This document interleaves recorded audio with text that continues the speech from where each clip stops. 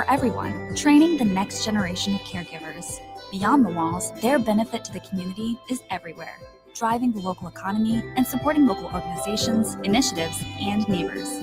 Illinois Hospitals, healing communities. Learn more at team-iha.org. Sponsored by the Illinois Health and Hospital Association. Aired in cooperation with the Illinois Broadcasters Association and this station. WHOW is Central Illinois' ag station, and that includes providing farmers information on how the commodity markets close each day and week. I'm Todd Gleason from Illinois Public Media, University of Illinois Extension, inviting you to hear the daily closing market report weekday afternoons at 5:06, and on Saturdays, tune in for Commodity Week with a review of the week's markets at 8:30 in the morning, all on WHOW, AM, FM, and streamed online.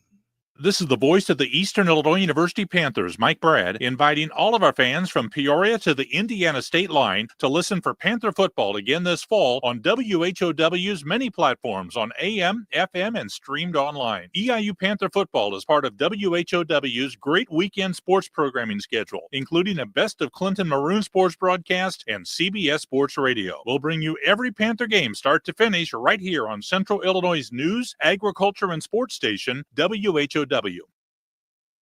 News time is 9 minutes after 7 o'clock here on this Friday.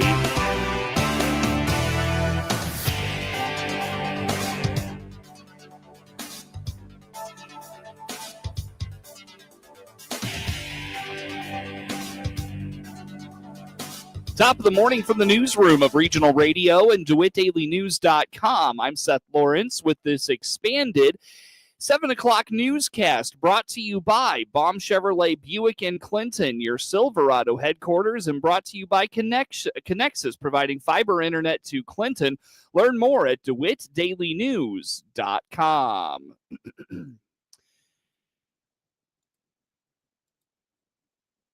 Each year, the Apple and Pork Festival draws tens of thousands of people to Clinton, all in search of good, wholesome family fun, as well as good food. Joey Long, director of the C.H. Moore Homestead and DeWitt County Museum, points out as you approach the homestead grounds, you'll smell the classic scents of the annual Apple and Pork Festival.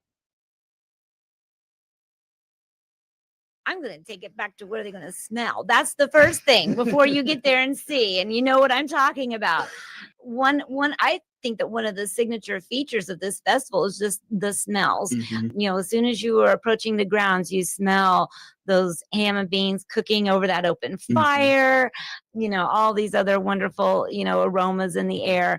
That's one thing. Mm-hmm. And then as far as what are you going to see? You're going to see a lot of busy people out there, you know, making up all of those delicious foods. And then you're going to see all the crowd out there walking the grounds and enjoying all there is to see.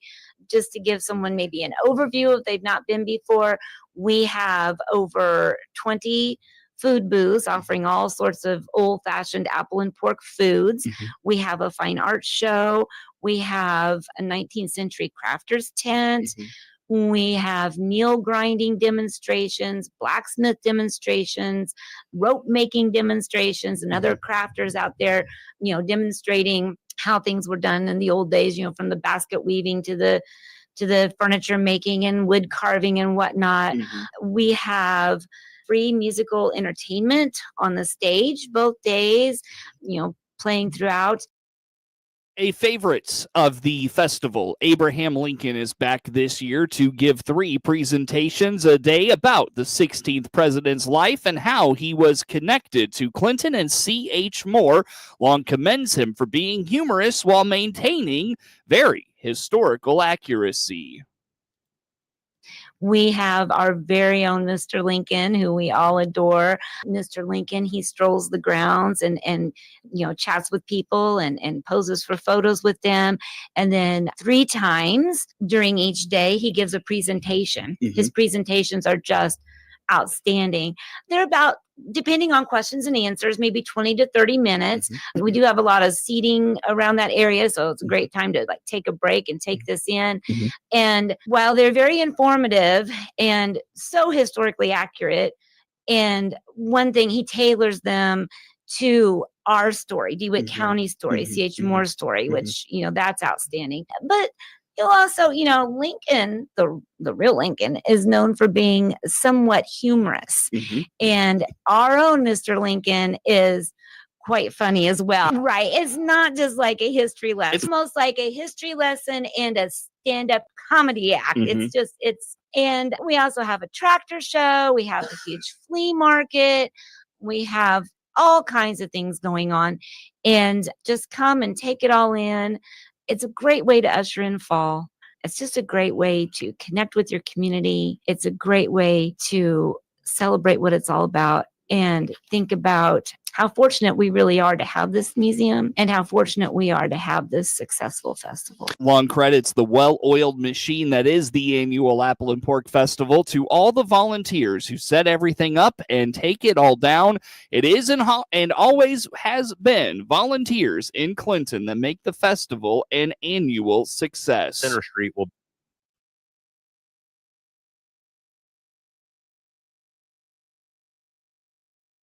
Well, I would say that it's the dedication of the volunteers, both volunteers that are on the DeWitt County Museum Association board, as well as all of the volunteers and all of those other food booths that are there on the ground. These people are dedicated to this festival. A lot of these people have been doing it for 50 or more years. And so with all of those years of experience and the one generation then taking the next generation under their wing and teaching them, this is how you build a real fence. This is how you cook this pot of beans. This is, passing that knowledge on. It just goes smoothly year after year. I think that people appreciate that simplicity. It's kind of in a way you might compare it to enjoying simple pleasures or when times were a little simpler, just enjoying something as wholesome as a slab of apple pie or a gingerbread cookie that was made by hand from scratch by this group of ladies from Waynesville. People appreciate that. The broth that's cooked right there in front of you, or, the ham and bean. People appreciate that type of thing as much as they would appreciate, a handmade quilt. I think that they appreciate, what goes into that. While festival hours are traditionally 9 a.m. to 5 p.m. both days, Long Note's breakfast is available at a couple of tents starting at 7 a.m. Yeah. So generally, the hours of operation for the festival are 9 to 5 both days, and that is rain or shine, I will add. But for the early birds, they want to avoid the crowds. Breakfast will be available. There is going to be, beginning at 7 a.m., you would be able to get breakfast at the breakfast tent there on the museum grounds. The Kinney Civic League also will be there, and they'll be serving up biscuits and gravy. And then the Carriage Barn, the Museum Association, will be offering apple cider donuts and hot coffee. So people are welcome to come out early and take it all in early if they like. Find festival updates, entertainment schedules, and the lost and found information by finding the Apple and Pork Festival on Facebook, and keep it to regional radio in the days ahead for comprehensive coverage of this year's Apple and Pork Festival in Clinton. 16 minutes after 7 o'clock is news time on this Friday.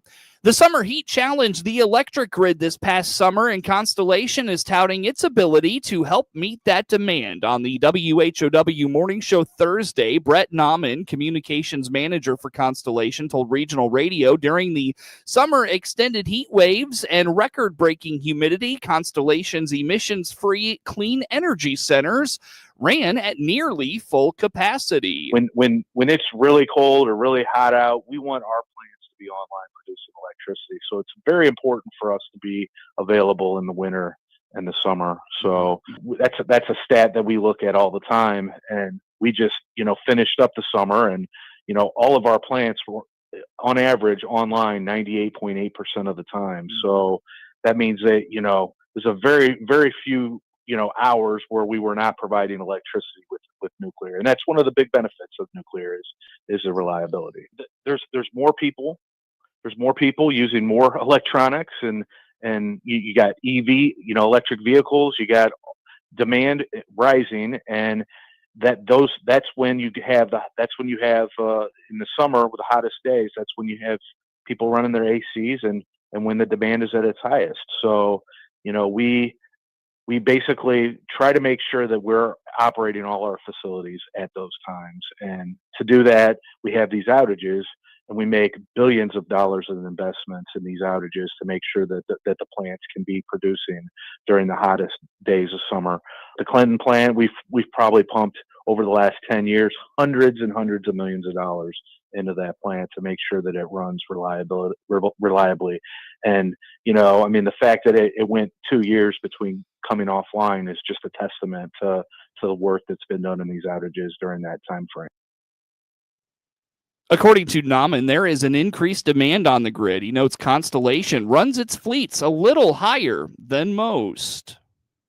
Capacity factor is I mentioned the 98.8 capacity factor for our fleet. Like Constellation, we operate our plants 4% higher than the industry does. So like the capacity factor is something, you call it reliability factor. That is something that is incredibly important to us. And that's so that we can be there when the power is needed the most. Mm-hmm. It's EVs. It's you have other facilities, that are being added to the grid, like data centers that are allowing us to do AI searches. All of this stuff sucks up energy, and that's what is causing the increase in demand and why people may be seeing higher electricity bills. There's just more things that consume power coming onto the grid. And we have to increase the amount of electricity we have in order to be able to get those prices to come back to normal levels. Constellation's Clinton Power Station is currently undergoing its biennial outage. Nauman notes the outage began September 2nd. Recently on regional radio, we highlighted scams that are continuing to be effective locally, but there's a new twist on a common scam. Connie Miller with DeWitt Savings Bank indicates phishing scams are starting to infiltrate email and text messages. She says these come off very alarming, and that is how they grab your attention. The phishing is very popular, and it's starting to become text phishing. So for those of you who don't know what phishing is, it's like a fraudulent email that they want you to reply to so they can get your information. They might tell you, we need you to update your password on your bank account or something like that. Then they have you put in your username and your PIN or your password, and then change it. But what they're doing is getting your password and your username, and then they can get in your account and clean out your account. According to Miller, the presentations of these scams have improved, and they are also starting to utilize text messages. She encourages doing any double checking before committing information to these messages. They're really going after the text now. It used to just be emails you had to worry about, and they're looking better. I mean, before you'd read an email and it'd be full of grammar errors and it would be some lame looking logo that sort of looked like a bank or whatever. Now they're taking legit logos, and the URLs are very close to what the real URL is. So they're really good at tricking people. And I know that like a lot of banks and financial institutions require you to change your password. I mean, I agree. It is annoying. If you get anything that's prompting you to change your password and then click here to change your password, don't do it. Go to the real website. Don't go through their links. Go back to what is the real website or your mobile app on your phone and do it that way. Do not follow any links to change your password or anything like that. If you do that and realize, this might not have been legit, call the bank right away.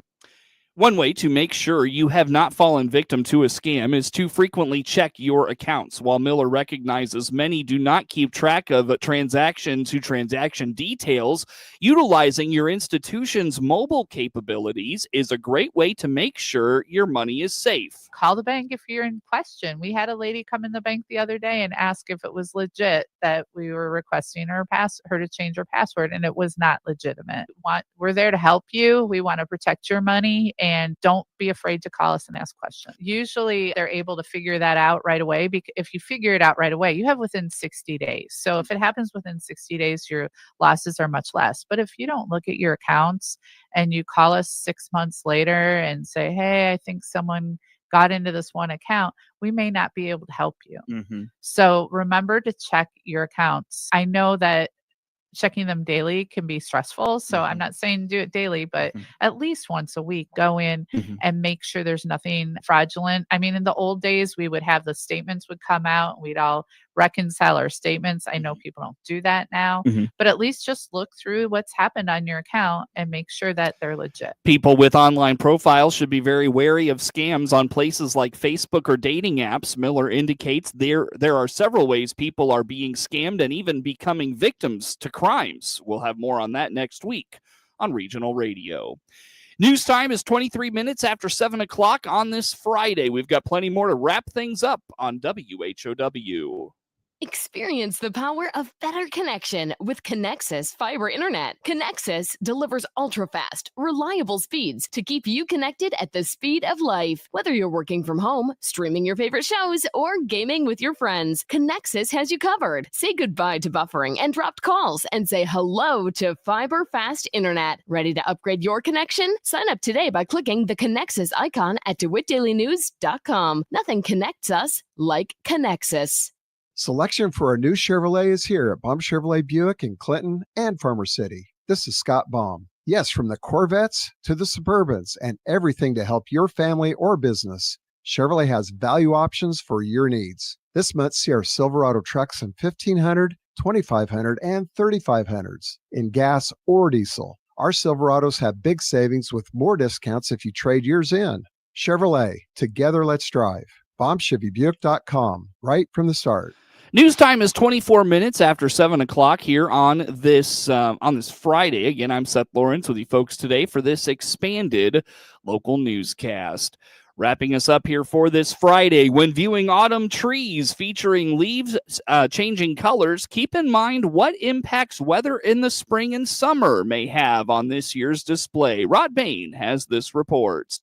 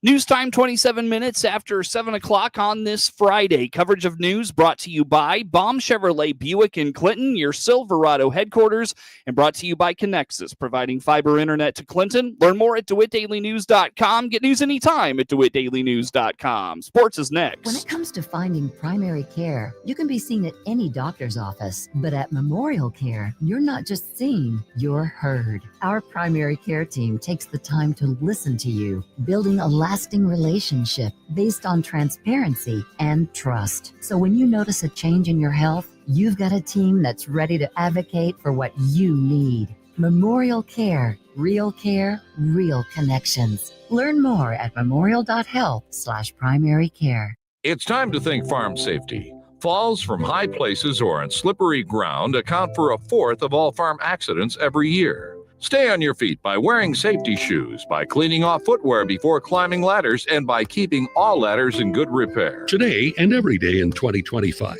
think and practice safety first.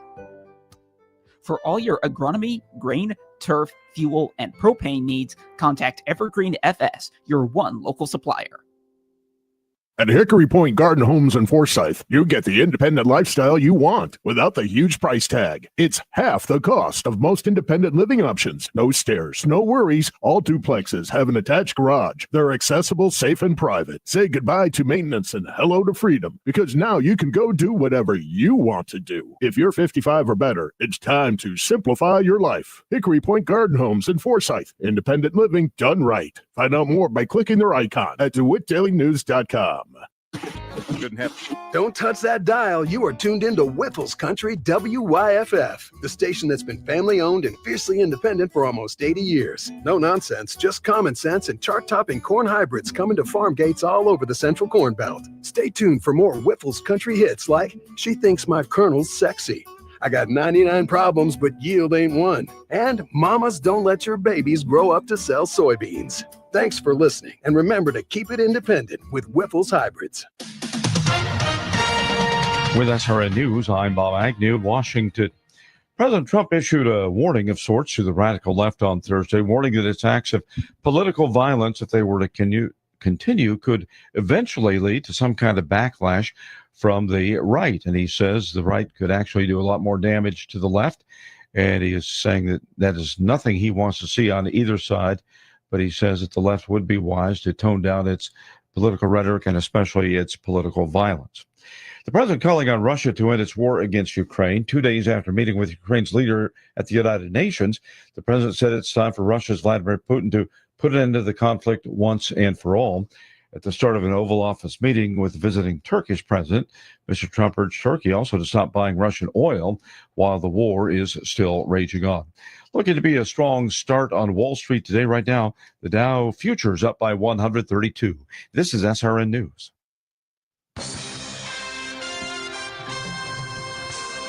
Time now for a look at sports. I'm Seth Lawrence with this report. A beaten-up Clinton football squad heads to Eureka tonight in a Heart of Central Illinois Conference tilt. The Maroons allowed 32 points in the second quarter en route to a 39-0 loss last Friday night in Tuscola, despite having numerous injuries to battle through in the second half. Coach Ron Bass was pleased with his team's fight in the second half to avoid the mercy rule running clock. Yeah, defensively, I really liked what I saw. I mean, our defense was on the field way too long. It just, that just can't happen. Offensively, we got to do a better job of moving the ball. And they were bigger and stronger than we were up front. And that's just going to be the MO this year. We're going to be facing a lot of teams that are just going to be bigger and stronger than us up front. So, we got to keep plugging away. We have to be, good technicians. We got to, as far as our technique goes, we got to make sure we're stepping the right way and we're putting our hands in the right place, putting our head in the right place. You really have to be perfect when it comes to those sort of things when you're not as strong as your opponent. But I was very pleased with the defense, as far as especially early on. They kept us in that game for the first quarter and a half. It seems like it's a recurring thing, but we hold on for about a quarter and a half, and then usually there's something that occurs that we don't typically overcome. And last week it was that onside kick, So, we're trying to make sure, those sorts of things don't happen to where one thing leads into 3 or 4 other things. Clinton will continue to look to establish the run against 1-3 Eureka, who Coach Bass notes have had about the same amount of luck as his team trying to keep kids healthy. Yeah, we're kind of battered. So is everybody else, I'm sure. But yeah, Jackson Reynolds will probably be out this week. So at least, we're going to be down a receiving threat. Other than that's the only one I know for sure that's going to be out. We might have a couple others out. They're going to be a little more game time decisions. But definitely Jackson's going to be out for sure, at least for 1 week. But yeah, other than that, we got our bumps and our bruises. But you know what? So does everyone else around. So Cole Thomas, our freshman, he's been getting some reps at some receiver. Luther Fitch, we've kind of moved around a little bit. He might be, he'll still be playing a receiver. Exactly which one, I'm not sure. Kind of how that plays out. And then Cash Tanner is getting some reps at running back as well. He's our sophomore JV running back. So we're we're only getting younger. Last week, we did not have a very good week of practice, and it showed. And I think I mentioned that in post-game, that was part of the learning experience. You can't practice the way you practiced last week and expect to be successful or anything. So this week's practices have been a lot better. We'll see how tonight goes. But last week, our last Thursday night practice was atrocious. So hopefully this Thursday's practice will be a lot better. But we're hoping for a little better outcome with better practices. The Maroons could be without some key contributors this week, and Coach Bass indicates they've been making plans for those potential absences, with different players getting varsity reps in practice this week. Yeah, they're down. They're not as talented as they have been in the past, but they're going to be similar to us, younger. They have a younger quarterback, sophomore quarterback, who's a really shifty kid. Up front, they're not as big as what we've seen so far this year, but they'll still definitely be stronger than us. But we're, like I said, just making sure that we're following what we're supposed to be doing, being coachable and doing what we're coached to do up front, and putting our hands in our head and our footwork in the right place. At least gets us going in the right direction. Still trying to establish a run game, so that's still kind of our missing piece. If we can protect, we definitely can throw it. It just depends on who we have at receiver. But if we give Josh some time to throw, he can definitely deliver the ball. It's just a matter of making sure that we protect him and that we've got some people out there that can catch the ball next play for us. Game time tonight is 7 o'clock. Hear all the action on WHOW and all our digital platforms. Tonight in the heart of Central Illinois, El Paso Gridley visits Tri-Valley. Shelbyville plays host to Tremont. DMAC is at Fieldcrest. Warrensburg Latham plays host to GCMS. Hayworth is at Fisher. And Leroy plays host to Central A&M. Coming off a must-win victory over Decatur St. Teresa Friday night for homecoming in Monticello, the Sages enter a brutal stretch of their schedule, starting with Bloomington Central Catholic tonight. Coach Coley Welter was pleased with the way his team responded from a lackluster performance at Rantoul the week before. The 3-1 Sages rushed for over 300 yards and was able to control the line of scrimmage. Yeah, I think that was a big part of it. It's nice to be able to run the ball. I thought the line did a really good job. I thought the skill guys ran the ball hard. It was just nice to be able to rely upon that throughout the game. I thought we were a lot more efficient. I thought we had much fewer assignment errors, and I thought we were a little bit more on the same page. As you said, I think the rhythm was better, and I think that's always important for us. If we can kind of get in a rhythm, then we kind of feed off things. Yeah, I agree. I thought we were pretty solid all the way through. Those were two big plays, obviously, and frustrating because of when they happened, when we had the game under control. So it kept things kind of up in the air for a while. But, we shore that up, and I feel like our defense is progressing nicely. This week, the competition takes a step up for Monticello. Bloomington Central Catholic comes in to play 4-0 overall with a dynamic duo that leads the way. Yeah, I mean, arguably the top team in the conference right now. They're undefeated. They beat Unity 2 weeks ago, who beat us. We're looking at this as a definite challenge. Told our kids that they need to believe that they can win this game, but it's certainly going to be a challenge, and we have a lot of respect for what they bring to the table. They bring back the Poe kid, who was our quarterback last year most of the time. Now he's primarily their running back. They still will put him in Wildcat, but they moved the the taller kid, Brady, to quarterback more full-time. They have a nice little two-man run game, read game that they run. Still a lot of unbalanced, a lot of formations, but they do it to try to leverage you and get Poe, particularly, the ball, and they'll try to find different ways to get him the ball. And he's arguably the best player in the conference in regards to just overall talent and ability. He's a beast of a kid, and he's going to be hard to stop. But defensively, they play a 4-3, more of a cover 2, a little bit more, not a huge blitzing team, but they'll play a little bit more press on the corners, and their safeties will play more run support than a lot of teams that play that coverage. Game time tonight in Monticello is 7 o'clock. Hear all the action on 95.9 FM WEZC and online at DeWittDailyNews.com. In the Illini Prairie Conference tonight, Prairie Central visits IVC, St. Joe Ogden is at Rantoul, and Tolono Unity plays host to Pontiac. In the Apollo Conference on this Friday night, Taylorville is at Effingham. Mount Zion travels to Mahomet Seymour, and Mattoon plays host to Charleston. In the Big 12, Bloomington hosts Urbana. Champaign Central hosts Peoria Richwoods. Normal Community takes on Peoria Manual. Normal West is at Peoria High. Champaign Centennial is at Peoria Notre Dame. In the Central State 8, Decatur MacArthur is at Chatham Glenwood. Decatur Eisenhower hosts Lincoln.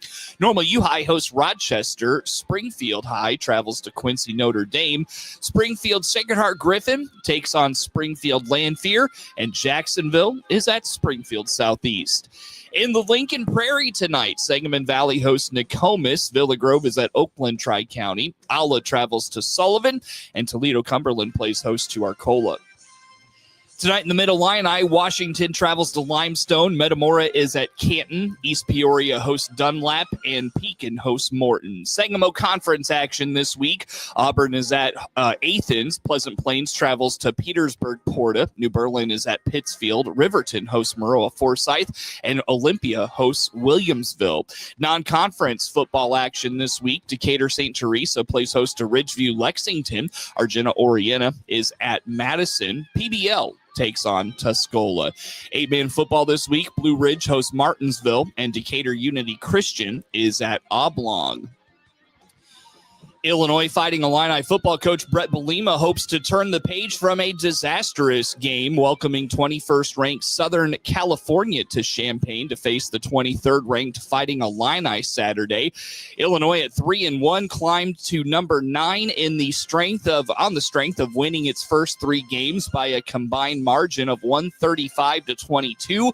But Illinois had no answers for Indiana last week, compounding the lopsided loss that snapped a 7-game winning streak dating back to last November. Was news that Illinois will be without All-American defensive back Xavier Scott for the foreseeable future. Scott was scratched from the Indiana game after sustaining an apparent ankle injury September 13th against Western Michigan, and Belima announced Monday the standout secondary will be sidelined for most of the season. The absence comes at a bad time ahead of the Trojans' first visit to Champaign since 1996. That game ended up as a 55-3 USC win. USC brings one of the nation's sixth leading passer, Jaden Mayava, as well as the 4th most prolific pass catcher in Makai Lemon. Lemon caught a season high 8 passes for 127 yards, hauling in his 3rd touchdown reception of the year in USC's 45-31 win last week over Michigan State. He also rushed for a score.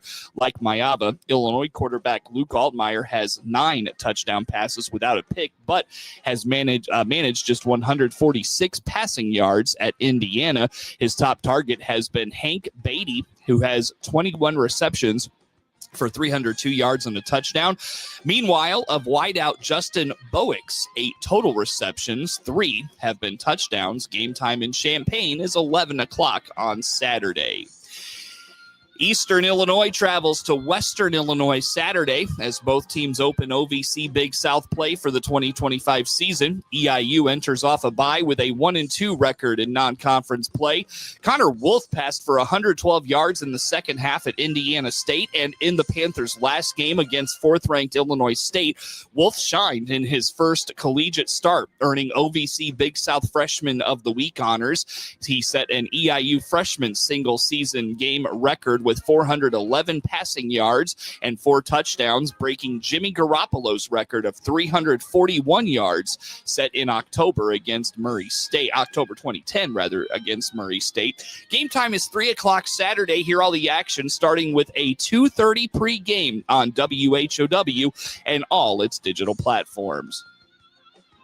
The Chicago Bears game at Las Vegas Sunday might be a clue as to whether Caleb Williams' 4-touchdown performance in a blowout victory over the Cowboys last weekend was a sign of what's to come, or if it was simply a high mark in an otherwise inconsistent early career.